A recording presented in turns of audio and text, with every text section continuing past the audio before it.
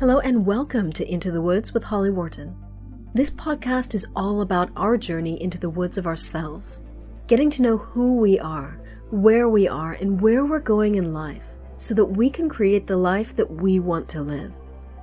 It's about deepening your connection with yourself, taking inspired action, and really trusting yourself and your intuition. It's also about mindset. Our beliefs are such an important part of this journey. And there are so many ways for us to change our mindset so that we can more easily live a life of expansive joy. This podcast is also about going literally into the woods and spending time in nature, and how that can help us on our own personal journey of self-knowledge. Thank you so much for joining us today. Now let's get into this week's episode. Hello, adventurers, and welcome to the Into the Woods podcast, episode 446. This is your host, Holly Wharton, and I'm back with another exciting guest. Today, I'm talking with aerial photographer Hedley Thorne about drone photography. I'm super excited to introduce this guest. The second time I walked the Ridgeway, I started thinking about getting a drone. Now, I love Iron Age hill forts, and I really struggled to photograph them from the ground. You might see a couple blog posts on my website where the photographs are not that exciting. It was the best I could do. So on my return, when I started writing these blog posts about hill forts, I started researching better photography, and I discovered Hedley's Instagram account. I absolutely love his photographs, and I still fantasize about getting a drone of my own. Photography adds a new layer to our outdoor adventures. It helps us see the outdoors, to see nature in different ways. And drone photography adds a whole new perspective. I've really enjoyed seeing all of my favorite Ridgeway sites from the air on Hedley's Instagram account. It really makes it easier to appreciate these ancient sites. Hill forts are just spectacularly beautiful, and you don't really get a sense of just how awesome they are from the ground. So it's really great to see them from the air. So I hope you find this episode inspiring. Now, whether or not you're interested in aerial photography, it might help you find new ways to enjoy your own outdoor adventures and to add new layers to your adventures. So, who is Hedley Thorne? Hedley is the IT operations manager controller for London Heathrow Airport. He's also an aerial landscape photographer based in Oxfordshire. He lives near the Ridgeway, which is the subject of many of his photographs. He combines hiking and cycling with his photography, and in 2021, he partnered with artist Anna Dillon for the Wessex Airscapes exhibition, combining paintings with aerial photography. I'm super excited to share this conversation with you, and I hope that inspires you to try new things, combine new things with your own outdoor adventures. So let's get into the episode. Hello, Hedley. How are you today? I'm good, Holly. How are you? Good. I'm really excited to talk to you.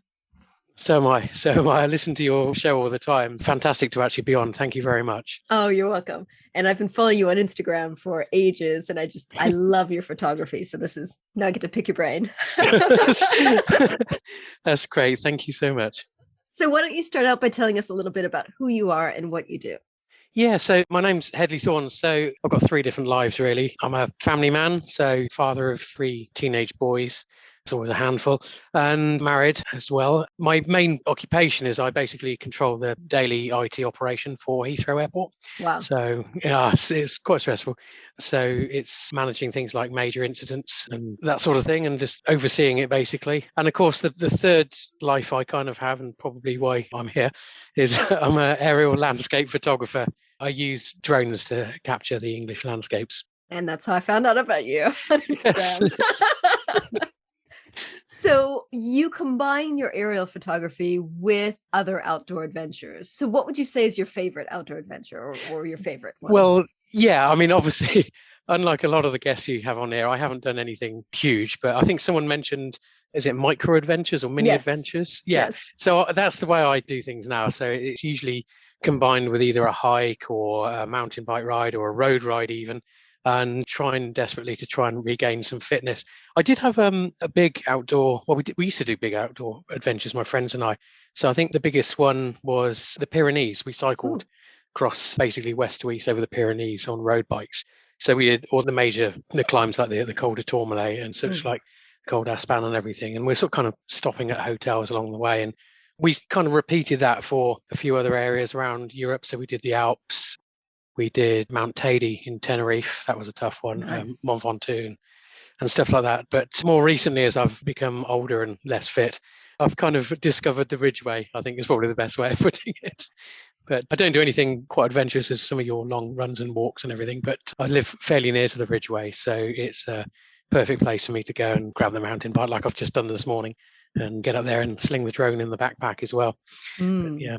I love the Ridgeway. It's one of my favorite trails, and it's just got so many just exciting, ancient, historical sites along it. It's really unique. And it's so old. I mean, it's the main part of the Ridgeway is traced back to, was it 5,000, 5,500 years? And, you think we're only 2,000 years from the birth of Christ, talking that's closer than 5,500 years ago. So, there's so much history with the Ridgeway. How did you get started exploring the Ridgeway? Is it just because you live nearby, or how did that get started? Yeah, well, I kind of fell into it. It's only recently that I kind of realized that a lot of what I do is centered around the Ridgeway, to be honest with you. So a few years ago, I worked in Henley-on-Thames, and I used to cycle to work and back. So we used to do some really good distances, sort of 100 up to 100 miles on a working day. Ooh. And unfortunately, I was made redundant there, and then I moved to Heathrow and started running the IT operation, the daily IT operation there, and that's too far to cycle. So in my spare time, I started doing walking, and I kind of went up onto the Ridgeway, being the most logical place nearby, because you've always got a view from up there, and I sort of walking away, and I started getting interested in the places that I was walking along. So there's obviously key areas of interest like Wayland Smithy, Uffington White Horse, Lowbury Hill, and near the Ridgeway, places like Whitnham Clumps. And I started taking pictures of them.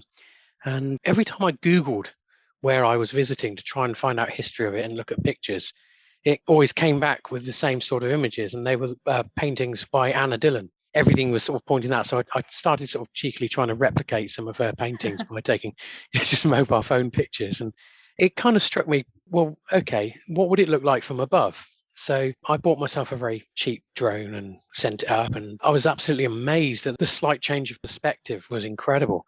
Anyway, so I started my Instagram account and my Twitter account, which grew over the years. Anna Dillon actually followed me.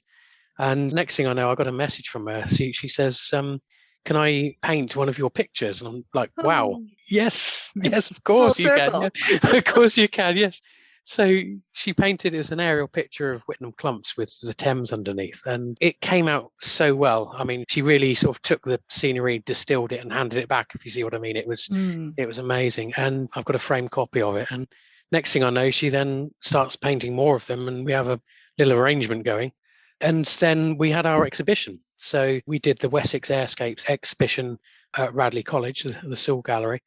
And we've got another one coming up, 2023. We're going to be at the Wiltshire Museum in Devizes to do the second part of that. And yeah, it's really kind of taken off from there. And we've done various walks and our own podcasts as well. Not quite as many as you've done, but yeah, so it's become a very big part of my life now. And I'm starting to recognize on the local stretches of the Ridgeway, starting to recognize a few people who know me as well. Wow. Starting to bump into people as well. So it's really good fun. Oh, it's lovely. So how long ago did you start? So this was probably about 4 years ago. I started taking the pictures. Wow. And about 2.5 to 3 years ago, I kind of became a bit more serious. So I started buying better drones and invested in things like Lightroom subscription and stuff like that, so I could really sit down, do a proper edit on the pictures. I spend hours editing pictures now. It feels like an antidote to other things that I'm doing in my life. It's kind of my paracetamol, if you see what I mean. So how long did it take to learn? Because it seems, because you're not just taking pictures, but you're also operating this small aircraft. So what is that like? Yeah, so it took so I've been flying for about 3 years, seriously, I suppose. Mm-hmm. And I think that you kind of change over time. So I look at the pictures that I took 3 years ago and I kind of cringe because overly dramatic and overly colourful. And I'd sending the drone straight up to 400 feet and everything looks flat. And The novelty of flying that high wears off very, very quickly. All the pictures look the same, but you kind of want to get the drone well above head height so you get the unique perspective, but you don't want to send it too high so that you lose all the contours and everything. But I do spend a lot of time doing these pictures. I mean, now each picture I post is probably about between 1 and 2 hours of editing. Oh, wow. Yeah, it takes a long time. I micro edit, so I zoom right into the picture and keep zooming in and out and editing on that kind of level.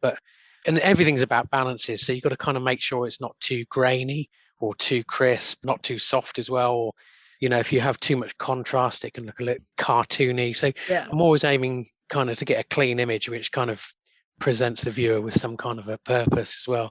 And of course, recently I've been selling quite large framed versions of the pictures. So you never know what a customer is going to pick from what you've done. So you've got to be very careful when you're editing, because it could end up being a big A2 print or an even A1 print. And you don't want to sort of throw something out there and then someone in a year's time asks for a copy of it and you look at it and you think, oh no. So, I do micro inspect them and a lot of them go in the bin. Oh, interesting. So how did you learn all of this editing? Did you just learn by on your own? Did you take classes? Yeah, no, I learned on my own. I kind of got an idea of what I want from a picture, and I've been aiming towards that every time I edit. So most of my pictures are planned. So although I do go out with the drone on the bike and everything, I use a little trade secret is I use Google Earth. So you can tilt Google Earth so it gives you the terrain. And it's almost like flying a drone. So you can actually look at the shots that you want and get the perspective absolutely perfect. And then all you have to do is go out with the drone and find that spot and take the picture. So I do kind of edit them I plan them in advance like that. But more often than not, you take a few pictures and you think, actually, this one looks better. And often the ones that you publish are not the ones that you planned. Interesting. So once you get out to your site that you've researched and you get the drone up in the air, how much flying around do you have to do before do you take like a bunch of different angles? Like, how do you figure out? Yeah, I do. So you take several batteries, and I'd probably come back from a photo shoot with probably between 100 and 200 pictures. And they're all raw pictures, so they're fairly large in size. And you really have to then pick through them to find the perspectives that work best, and then import them into Lightroom and inspect the picture properly, make sure that the detail is all there. A lot of people rely on HDR or photo merging. I like to do it just with a single clean shot if possible. But yeah, that certainly you get to the site, you send the drone up, and I nearly always as much air time as possible. So if I have a subject, so for example, a hill, I will fly all around the hill. Sometimes that involves then having to land the drone and then walk around the other side of the hill and do it, because you want to keep the drone within your line of sight, so to speak. But yeah, come back with as many perspectives as possible, because a lot of these places are a long drive away. So I photograph Wiltshire quite a lot. See a shot that you missed, it's a long way to go back. Yes. And also the Ridgeway is very remote in some places. So once you get on the trail itself, it's like you can see villages off in the distance, but they're not just right there. No, they're not. If you're walking, certainly it takes you hours to get to a place that you can see. I mean, Uffington Whitehorse Hill, you can see probably about 20 miles away from Lowbury Hill, and 20 miles is a long walk. Yeah. But I just adore the Ridgeway. I really do. I love it too. And I think the reason I found you was because the second time I walked the Ridgeway, I was photographing all of the hill forts for my blog. And I realized that it's impossible to get a good shot of the hill forts from the ground. And so, I just started kind of Googling hill forts on the Ridgeway and seeing what photographs are out there. And you were the first person who came up, because it has to be an aerial shot. Otherwise, it just looks like a bunch of weird mounds. It does. And hill forts look really good from the air. There's some that look better than others. I think one of the best ones is Barbary Castle, which has got the current Ridgeway going through the middle of it. I think historically the Ridgeway went round to the north, but it currently goes through the middle of it.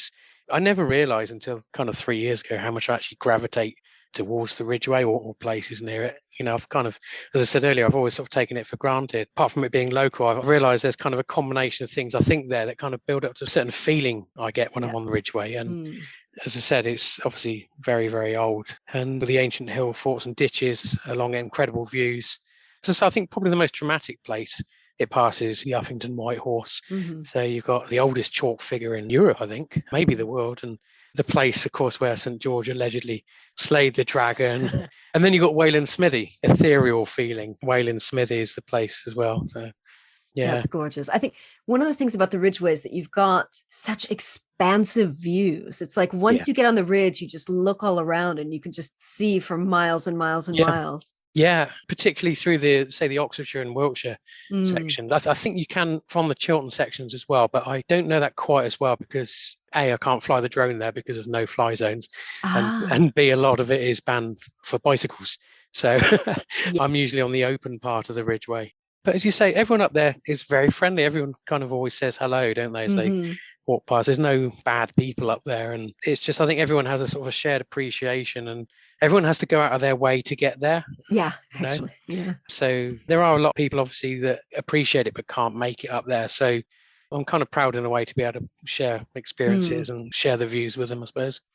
Yeah, and share a perspective that most people aren't going to have because most people aren't going to go out and get a drone. So it gives you that perspective that you would never see from the ground. No, exactly. That's right. And yeah, to take it a stage further and then actually have professional artists painting these as well, it produces a very kind of unique result. And it's something I really, really enjoy. So what about people? Like when you're flying your drone and you're taking pictures, do people ever get annoyed? Have you what are the ethics? Like what's the etiquette there with people and drone photography? Right. So where do I start with this? I think as a basic rule, people love aerial pictures from drones, but people in general don't like drones. Yes. They're not as noisy as they were. And I totally understand that, and I know a lot of places like the National Trust say that you can't fly drones around. And I get that because people are not going out to see this. They're going out for peace and quiet. Yeah. And the last thing they want is a drone buzzing overhead with a 4K camera on the bottom of it. Yeah. So what are the no-fly zones? Are there like legal regulations? Are there lists? Are there how do you find these rules? Yeah, so when you buy a drone now, if it's over 250 grams, anything below 250 grams is classed as a toy, and you can pretty much send that. I think you still need to take the CAA test, which is really easy, to be honest with you. It's a multiple choice question test that anyone can answer. And is that to learn how to fly the thing? Yeah, to learn to fly. The most common brand is DJI, and they're kind of the Apple of the drone world. And they're really easy to fly. They're covered in sensors and they hover. And if you let go of the stick, so you can't really go wrong with them. They're a lot safer than people sort of understand because they're quick. These drones can do up to just under 50 miles an hour. And you could fly them out 10, 11, 12 kilometers from the controller. Oh, wow. I had no idea. Exactly. And this is where people get into trouble. So you've got to keep it within line of sight. And there's certain qualifications you can do. For example, the A2 CFC is a nice cheap one, but it's enough to teach you everything you need to know. And that's really, really good. And it means then you can apply for commercial insurance as well. And with commercial insurance, you can do, commercial work. You can do roof inspections. You can do anything that you can sort of earn money from, sort of thing. So do you need that insurance in order to operate the drone commercially? I think you do, yes. Okay. I think even if you don't, it looks professional if you do, because the unlikely chance that you do cause damage, then you're going to need insurance. Yes, of course. Exactly. I mean, it's really cheap. I mean, you can get it for £10 a day, and that gives you up to about £1 million worth of insurance. So just to show you how unlikely it is. But I'm thinking about it, you do actually need insurance for commercial work. And if you're not, you do it for commercial work. If it's just kind of for yourself, for your own hobby, should you get insurance? I mean, how likely are you to kind of do something wrong? Well, I think places I fly, I mean, we were up around Lowbury Hill today and we didn't see anyone else, and you've got views for 20 miles. It's, it's really, really unlikely there's going to be a problem, and you wouldn't need commercial insurance for that.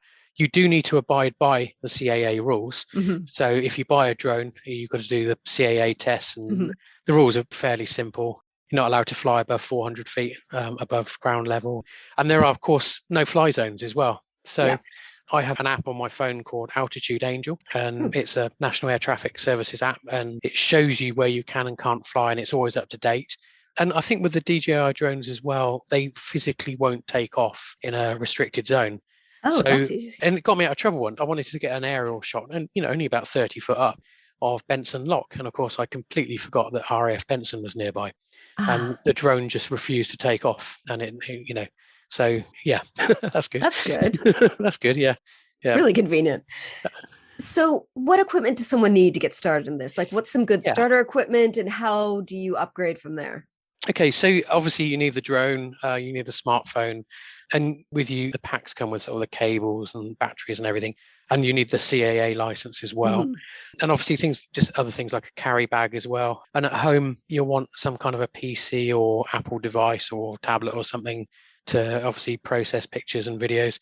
And if you're serious about it, then there's some really good mid-range drones at the moment. So DJI, they're kind of three levels of drone. They have the Mini, I think the current one is the Mini 2, which is about 350, 400 pounds. Mm-hmm. And then that's a tiny little thing about the size of an iPhone. Oh, And wow. then it's really small. And then I think there's the Air 2S, which really is good. That's quite a bit bigger. That's about 900 to £1,000. Mm-hmm. And that will give you a fantastic camera and everything as well. And then you've got the Pro range. So I've got the one I use the most is the Mavic 2 Pro. There's the Mavic 3, and you're looking at up to sort of £2,000 for one of those. So I wouldn't recommend anyone go straight in with one of those, because it might be a hobby that you start and you don't like, and then you've wasted a lot of money on. And obviously the other thing you need is good weather. Yes. So you don't want to be flying an electrical device in the rain or the fog, and certainly not in high winds. And of course, there are certain rules where you, as I said, where you can and can't fly. So most people, when they get a drone, unless it's a toy drone, they can't actually fly within 150 meters of people. So, and there could be people in buildings, cars, so they're included as well. So you really need to be out in the middle of the countryside. And you've also got to make sure that you've got landowners' permission, because if you do something that the landowner's telling you you're not allowed to do, then that's aggravated trespass. So you've got to be careful of that.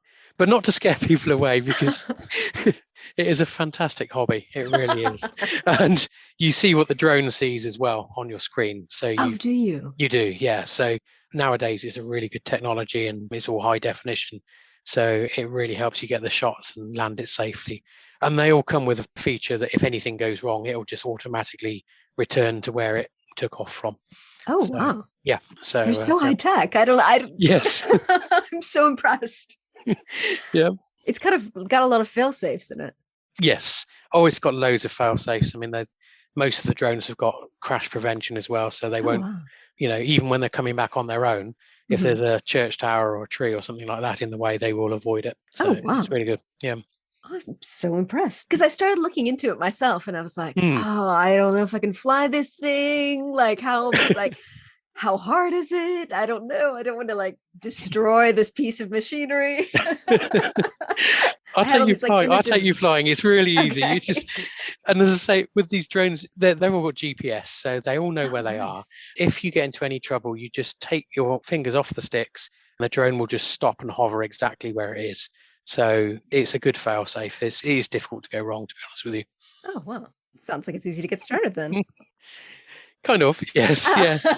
It can be expensive, but yes. Yeah, I agree. So what would you say are your top tips for someone who wants to get into aerial photography, but they have no clue? Yeah, well, I think the first thing to do is decide whether it's a hobby or an occupation, and then stick with that. I say that I'm kind of floating between the two. So I class myself as semi-professional, I guess. So the problem is, if you do something like this full time and it's what's putting the food on the table, you will lose the enjoyment of it. Yeah. It's and for me, I don't quite want to get to that stage. I like having a main job and then doing this as a kind of a second job, because if I don't sell any pictures, or if I do have a problem with the drone, then it's not the end of the world. So I'm not dependent on it, and I can still enjoy it. I think you've got to be careful. Don't just run out and buy a drone. Do a bit of research on them. Get the CAA qualification. It's really quick. You can do it in an hour. Oh, yeah. So, yeah, obviously be careful where and how you fly, and get yourself trained. The training and the rules don't really kill the enjoyment if you're just mindful of it. Get to know your local landowners as well, and farmers, if you intend to get wider shots. So I met recently with the Ridgeway officer and some of the farmers to explain to them and show them how a drone works. And they all seemed quite interested in that. And if you know the people whose land you're flying on and you've got their permission to do it, that always helps. The problem I have now is people locally kind of know me. So if someone does go out and do something silly with a drone, everyone's fingers are pointing at me. I bet that was Hedley. Oh, no. So I'm always up in the hills rather than flying near people's properties. So, I mean, there was an incident last week in the news. I think it was the Cornwall Seal Group Research Trust is asking drone operators to keep their distance from wildlife, because many animals and birds see drones as a giant insect. And that's enough to scare anyone, let alone. I think there's some seals, I think, that someone was flying over. I did a photo shoot recently on the Ridgeway for some ladies on horses, and you kind of get the horse to know the drone first. So if I'd just flown straight over them, you would have had these huge, great 1-ton horses panicking and everything. Yeah. What other things? I think take pictures in RAW format rather than JPEG. So, I mean, to start with, use JPEG like a mobile phone, but if you use the RAW format on the drone, you can really pull the colors and everything more afterwards. So take time to choose the perspective, to actually edit the pictures. And if you've got one of the bigger drones with at least a 1-inch sensor, you can crop your image in, so it gives it that kind of zoomed look as well. And from a photography point of view, I suppose by and large, the same rules, like the rule of 2/3 and everything, kind of apply to aerial photos as they do ground photos. So that's kind of the tips that I would give. And you use Lightroom to edit? I use lots of different apps, but I always do the initial edit in Lightroom. Yes. Okay. And how long would you say it took to get kind of good? I'm saying that in air quotes. Like, when did you start feeling like, oh wow, this looks like a great shot? Yeah, that's a difficult one. I think because, as I say, if I look back on my old pictures, I don't always like them. I suppose when the interest pick up was probably the deciding point. So I'd say 2 years ago, people started asking me if they could buy the pictures. And it got to a certain point and someone said, look, you need to set up a website, you need to do this. And I was like, okay. And I did that. And so since then, I've been selling pictures. So I'd say probably about 2 years ago. I'm probably limited by my equipment a bit now, but I'm still trying to eke better quality out of what I'm doing. I think my problem is I post too often. So I post at least one picture a day. So, if I perhaps did one a week instead, maybe I could just spend a bit more time picking the best one rather than just firing them out there. But yeah, I'd say probably about 2 years ago is when people started actually buying them from me. So, yeah. Oh, nice. So aside from the Ridgeway, what are your other favorite places to photograph?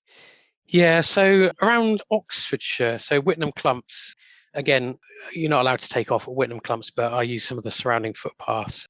And Brightwell Barrow, which is at Whitnham Clumps, so that's famous for Paul Nash's paintings. Henley-on-Thames is nice, so a lot of the Thames, and down at Temple Island, I went at sunrise in the middle of summer, so goodness knows what time that was, about 6:15 in the morning, and I took some shots. And you had mist over the river, so that's nice. Whitehorse Hill, Lowbury Hill, so it's local to where I live, Lowbury Hill. It's got a lot of history there. It's potentially the site of the Battle of Ashdown as well. No one knows that, but some of the views there are beautiful. The Devil's Punch Bowl, do you know that? Yes. The Ridgeway? Yes. Yeah, so not the one at Hindhead, but the one at Letton Bassett on the Ridgeway. That's really, really nice. Let's have a look. Wiltshire, I think, is the other one. So our next exhibition is going to be about Wiltshire. So some of the places around the Pewsey Downs, and I know the landowner there as well, David Carson. So anywhere in Wiltshire is really good. South Wales is nice. So let me think. Where I'd like to go, though, is probably more down to the South Downs. So I've photographed Butser Hill and Sisbury Ring, but I want to go to some of the sites of like the Revilius paintings and really get stuck into the South Downs, I think. I love the South Downs. It's gorgeous there. So Whitnham Clumps, that's a place that I see over and over and over again. It seems to be kind of like one of your favorite places. What's so special about that? It's just unique. I mean, there's Whitnham Clumps, for people that don't know, are two hills, basically side by side. I'm not going to suggest what they look like, but from a distance, but they're actually known locally by locals as Mother Dunch's buttocks. But but they are two hills. One of them had an Iron Age hill fort on the top, and on top of them are clumps of beech trees. And you've got the River Thames going right round the bottom of them. And I'd say it's probably my favourite stretch of the Thames. You've got Days Lock down there. It's just a wonderful place, Whitnham Clumps. It's managed by the Earth Trust, and they've got a nice visitors centre to go to as well. And then you've got the third clump that not many people know about, which is Brightwell Barrow, which is kind of out of sight round the back, which is actually my favourite one. Some of the springtime and autumn sunsets from around there, absolutely gorgeous. The Barrow itself is off limits, it's private land, but certainly there's places around it that you can fly. And that's the great thing about having a flying camera, is that you can send it up and still take pictures of places that you can't actually get to. Yeah. But yeah, Whitnham Clumps is absolutely gorgeous. And they got a lot of woods there. So there's little Whitnham Woods, again, managed by the Earth Trust. And some of the walks around there, especially when the bluebells are out, absolutely stunning. Absolutely stunning. Oh, that must be amazing from the air. Yeah. You can see Whitnam clumps from so many places on the Ridgeway. So all through the Chiltern section and the Berkshire Downs section. And because of that, when you're on Whitnam clumps, you can see the Ridgeway and the surrounding hills, probably about 15 miles in each direction. So yeah, absolutely stunning place to visit. Gorgeous, gorgeous.